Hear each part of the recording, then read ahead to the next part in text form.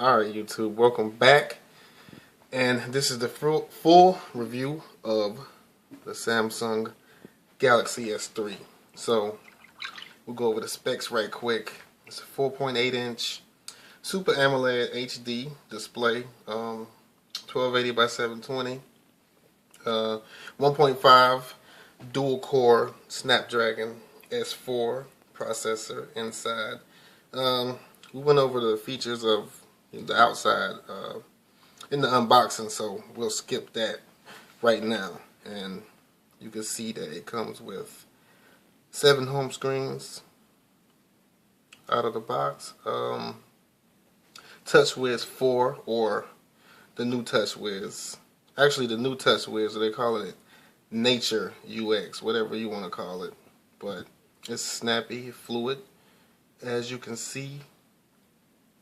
And if we go into the settings for a second, you can see that Samsung has really added a lot. So one thing that I find interesting in here is you go into motion and take a look at all of the different options that you have. Direct call is where, if you're texting someone and you decide you want to give them a call, just put the phone to your face, it makes a call. Smart alert, tap to top is where, if you're looking at a list like this and tap the top of the phone, it takes you back to the top. We know about tilt to zoom and pan to move. Shake to update, where you just shake the phone and all of your accounts like Twitter and Facebook and things like that will update. So here we have palm swipe to capture, and I really like this. And we'll go back and I'll give you an example of that. You just swipe your palm across the screen and it takes a snapshot. So that's pretty nice, and that's just some of the things that they've included in this. Let's see, what else do we want to talk about here? Forgot to mention that this version has 2 gigabytes of RAM. The international version has the dual core, actually the quad core. This one has the dual core, but it kind of made up for it with the 2 gigs of RAM on the US version. So that's great. Now we can take a look at the camera right quick. 8 megapixel shooter. You can see the camera interface. Not too much different from previous versions, but there are a lot of settings. Shooting mode. We take a look at burst shot here. Show you what that's about.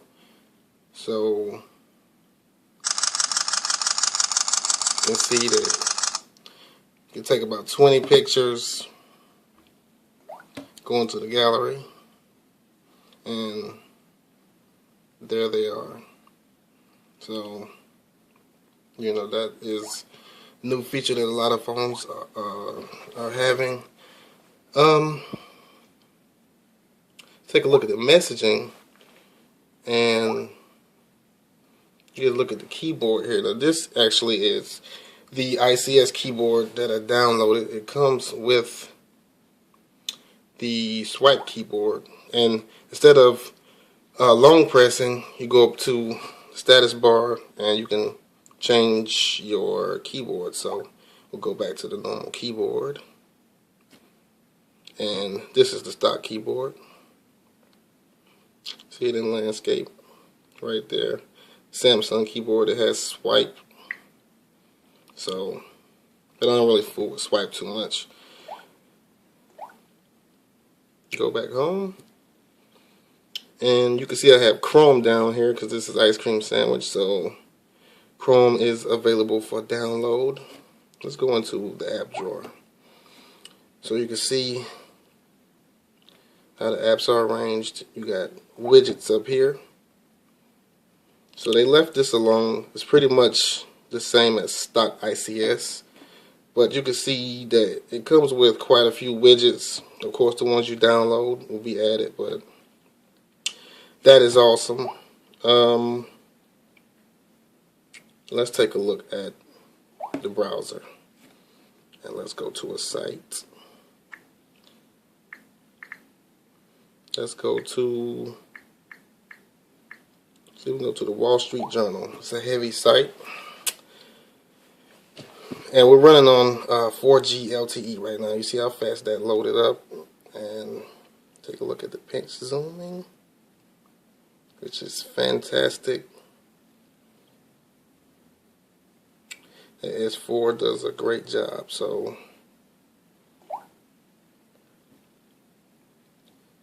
go back home. You can see it comes with the home button down here. That it's a little hard to press, and unlike previous versions of the Galaxy S, they didn't change it for the US version. So we'll go over here and take a look at the music player right quick, give you a sense of how the music sounds. See the interface. And this is the Samsung music player.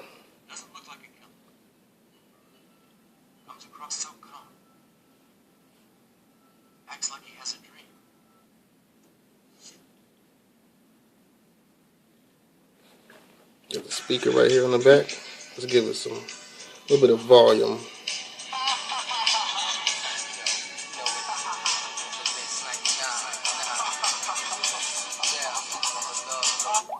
So that's nice. We won't waste too much time on that. As far as the preloaded apps that it comes with from Verizon, you got mobile hotspot, my Verizon mobile. What else we got? VCast tones, VZ Navigator, of course, and I think that may be it actually. So not too heavy on the Verizon preloaded things. You can go here, see what you've downloaded, of course. One thing that I really like is the notification bar with the quick shortcuts up here that you scroll through. So that's pretty nifty. Of course, you can access the settings from the status bar, typical ICS stuff, long pressing. Home button brings up the task manager. You just swipe to remove whatever you want to remove, or we can go to task manager and you can take a look at what's running or end everything.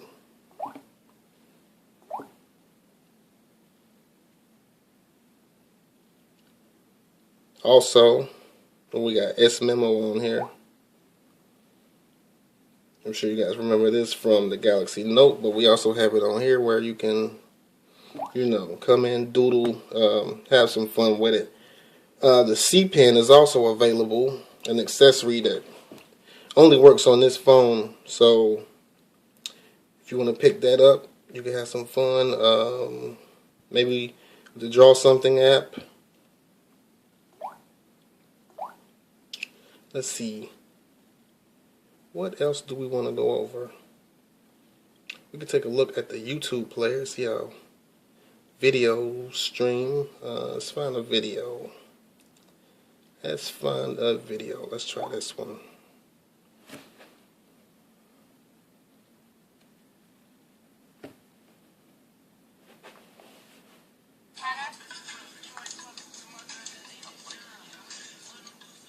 Tanner, it's okay, Tanner. Tanner, it's okay. Tanner, come. Looks like we may have chosen not the best video. Let's choose a video with a little more light so we can get a look at it. Here's one of Miss P's videos.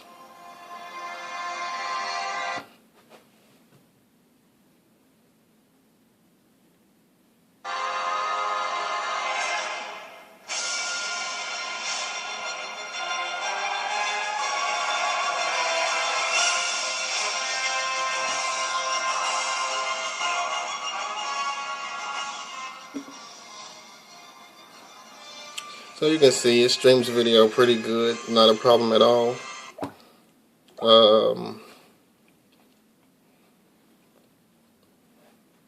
Let's go back into the settings. and take a look at about device, so you can see that it's Android 4.0.4, and we know that Jelly Bean is out now, so I'm not exactly sure, but I'm pretty sure this device should be getting it relatively soon.